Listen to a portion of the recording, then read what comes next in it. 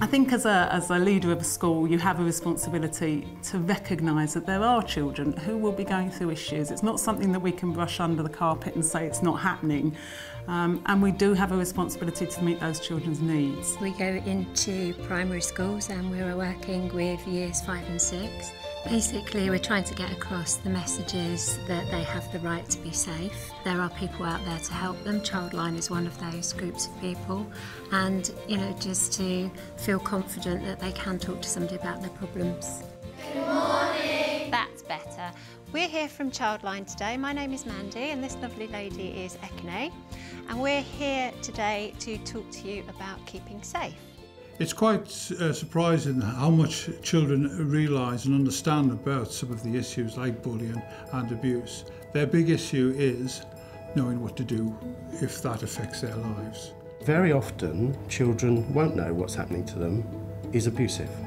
So therefore, the way that we try and do that, again, in a very creative, age-appropriate way, is to start to highlight what abuse actually is. All the forms of abuse. We're not going to shy away from the difficult ones, so we are talking about neglect, physical abuse, emotional abuse and sexual abuse. But we do that in a way that starts to open up that dialogue. The children gain so much from it.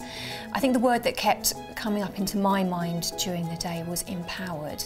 It was something that they could do for themselves in a very secure, confidential, safe environment. This wasn't the time for the children to open up with all their problems, but it was the time for them to just think out of the box a bit. This is going to be our sack of worries, and I want you to think of all the worries, all the things that children might phone ChildLine up about. And every time you tell me something, I'm going to put a brick in the bag. OK, so what do you think children might phone up ChildLine about? Yeah? Bullying.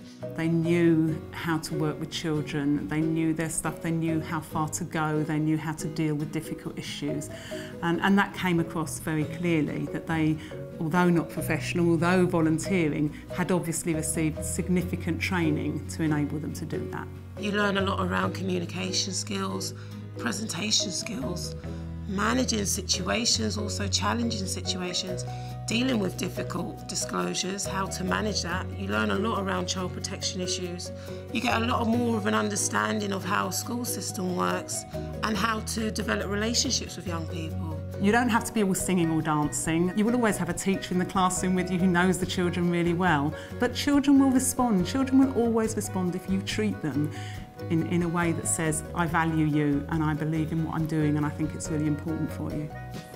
He's very sad and he's also really angry. Why do you think he's angry? Because if he sees all the other children with full stomachs and happy, then he would just be like, why was I the one that was neglected? Yeah, well done. The fact that I empower children every single day of their lives, that is the thing that keeps me motivated and giving such a good message across. Just feel really enthused for the rest of the day because I actually feel like I've done something completely worthwhile. You can make a difference, you really can.